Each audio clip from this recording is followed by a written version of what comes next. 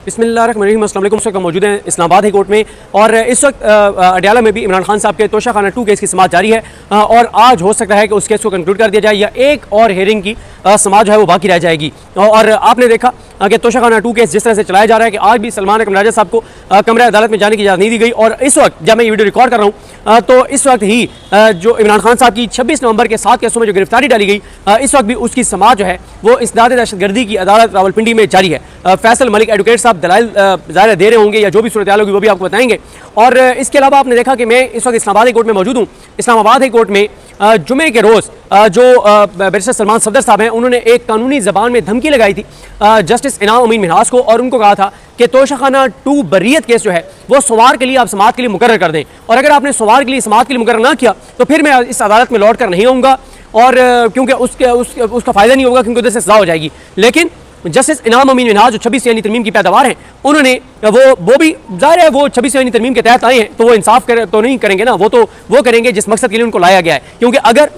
26 यानी तरमीम ना आती और आज़ादाना तौर पर जजेज आते तो इस वक्त 3 जज जो ट्रांसफ़र होकर आए हैं डोगर, सोमरो और आसिफ, ये ना तो तीनों ट्रांसफ़र होकर यहाँ पे आते, ना ही 26 यानी तरमीम के तहत इनाम अमीन मिन्हास और जस्टिस वो जो जज आजम खान इधर हैं ना ही वो आते, बल्कि ऐसे नाम आते जो क्रेडिबल होते, बड़े होते और जिनका एक नाम होता पाकिस्तान में और जो बाबर सत्तार साहब की तरह के होते, जो मोहसिन तरकैनी साहब की तरह होते, इजाज़ इसाक खान साहब की तरह के होते, जो समर रिफत इम्तियाज़ साहब की तरह होते, जो सरदार इजाज़ इसाक खान साहब की तरह होते, जो आज़ाद जजेस होते। लेकिन 26 यानी तरमीम के तहत आपको पता है जिस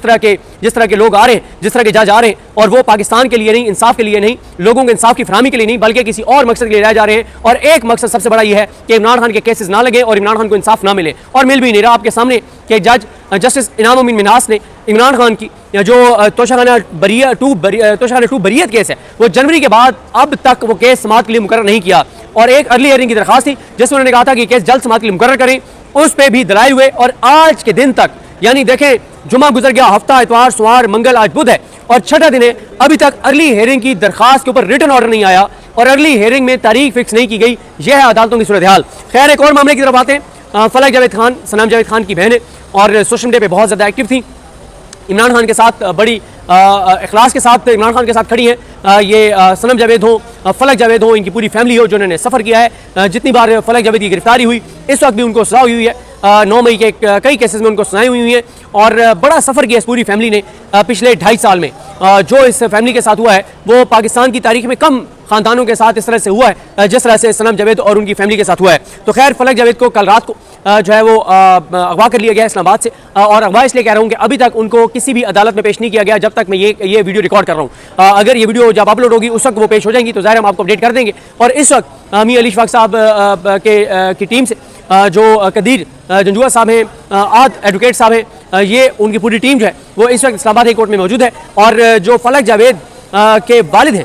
जावेद साहब, उनकी जानिब से एक पिटीशन जो है वो दायर की गई है जिसमें कहा गया है कि उनकी बेटी को अगवा किया गया है और उनको किसी भी केस में उनकी गिरफ्तारी नहीं डाली गई, ना ही उनको कहीं प्रोड्यूस किया गया है, तो उनको प्रोड्यूस किया जाए, उनको अदालत में पेश किया जाए और उनको इस्लामाबाद से अभी कहीं और मुंतकिल ना किया जाए। लेकिन इस वक्त जब मैं वीडियो रिकॉर्ड कर रहा हूँ इस वक्त तक वो केस समाअत के लिए मुकर्रर नहीं कर रहे जस्टिस सरफराज डोगर। और इसमें जो पार्टी बनाया गया है इसमें वफाकी हुकूमत को वज़ीर सेक्रेटरी दाखिला फरीक बनाया गया है, IG इस्लामाबाद पुलिस को फरीक बनाया गया है, SHO थाना मारगला को फरीक बनाया गया है, DG FIA को और chief election commissioner, deputy commissioner Islamabad, इन सबको जो है वो फरीक बनाया गया है। और इसमें दरखास्त में यह मौका बनाया गया है कि फलक जावेद को गैर कानूनी तौर पर अगवा किया गया है, अगवा में पुलिस और दीगर इदारों के एहलकार मुलविस हैं और बगैर किसी वारंट गिरफ्तारी के ये कार्रवाई जो है वो की गई है। और दरखास्त में मुतालबा किया गया है कि फलक जावेद को अदालत में पेश किया जाए और उनको फौरी तौर पर रिहा किया जाए और इस गैर कानूनी गिरफ्तारी की, अगवा की जो है वो गैर जानबदाराना जो है वो तहकीकात करवाई जाए। और यह भी कहा गया है कि जो आइन का आर्टिकल 4 है, 9 है, 10 है, 25 है, 19 है, इन आइन के आर्टिकल्स की खिलाफवर्जी हुई है और ये सारे पॉइंट्स क्यों कैसे खिलाफवर्जी हुई है ये सारी चीज़ें लिखी गई हैं। और इसमें यह भी लिखा गया है कि जो फलक जावेद हैं उनको किसी भी तरह से जो है वो अगर वो किसी केस में मतलूब थी तो वारंट गिरफ्तारी उनके होने चाहिए थे और लेकिन वारंट गिरफ्तारी अभी तक सामने नहीं आए। और टाइम लिखा गया है कि रात 12:25 पे उनको इस्लामाबाद पुलिस के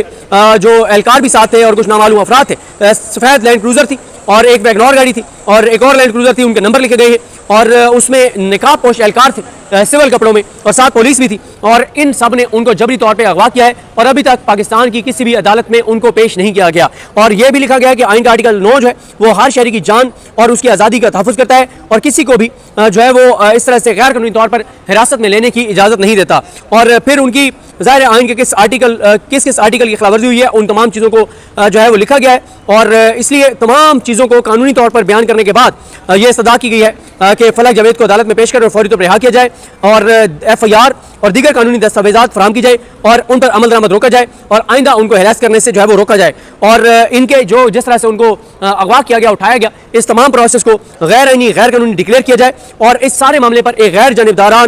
जानिबदाराना और आज़ादाना तहकीकात का हुक्म दिया जाए और जो जिम्मेदार हैं उनकी जबरी गुमशुदगी में उनके खिलाफ जो है वो कार्रवाई की जाए। और अगर कोई और चीज़ अदालत समझती है कि ये ज़रूरी है तो अदालत जो है उसके हवाले से भी हुक्म जारी करे। आपको याद होगा कि जब अतर मिर्ज़ा साहब chief justice Islamabad high court के, तो इस तरह की दरख्वास्त अगर शाम को भी आती थी तो वो अदालत लगाते थे या वो अपने घर से ही ऑर्डर जारी करते थे और जबरी गुमशुदगियों के मामले में उनका मौका बड़ा सख्त हुआ करता था। और उसके बाद जस्टिस आमिर फारूक आए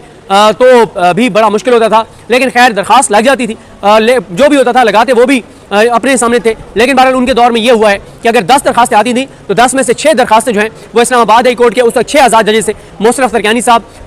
तारिक महमूद जहांगीरी साहब, बाबर स्टार साहब, अरबाब मोहम्मद ताहिर साहब, 6 उस वक्त थे। आगे आता हूँ, एजाज शाह खान साहब, समन रिफत इम्तियाज साहबा, इन 6 जजेस में से किसी के पास लगता था केस और दबंग फैसले आते थे। लेकिन अब वो 6 आज़ाद जजेस में से 5 आज़ाद जज रह गए अपने हलफ से वफा करने वाले। अरबाब मोहम्मद ताहिर साहब इस वक्त इस निज़ाम के सामने सरेंडर करके और इस निज़ाम से सौदेबाजी करके और इस निज़ाम से सुलह कर चुके हैं और अब इस निज़ाम के साथ चल रहे हैं। अब तो यानी केस अरबाब मोहम्मद ताहिर साहब के पास लगे, इनाम अमीन मिन्हाज साहब के पास लगे, आजम खान के सामने लगे, सोमरो साहब के सामने लगे, जिस भी जज डोगर साहब के सामने लगे, जस्टिस मोहम्मद आसिफ के पास लगे, उसका आउटकम एक ही होता है कि इस निज़ाम के हक में फैसला आएगा और पाकिस्तान के शहरियों के खिलाफ फैसला आएगा। कोई किसी तरह का उनको जो आइन ने उनको हकूक दिए हुए हैं उनमें से कोई हक उनको अवेलेबल नहीं होगा, क्योंकि जो जजेस लाए गए ये लोगों को इंसानी हकूक की फराहमी के लिए नहीं लाए गए बल्कि इस निज़ाम को प्रोटेक्ट करने के लिए और